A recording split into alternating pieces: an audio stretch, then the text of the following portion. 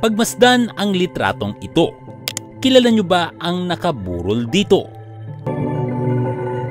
Tama ka, si Dr. Jose Rizal. Ito ay kuha noong December 29, 1912. Tandaang noong December 30, 1896, pinatay sa Bagong Bayan ang ating bayani.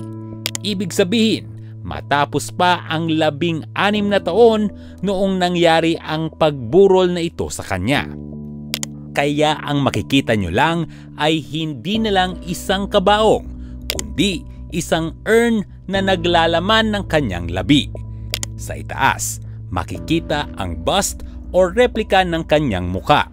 Samantalang sa larawang ito, makikitang hawak ni Teodora Alonso ang bungo ng kanyang anak na si Pepe.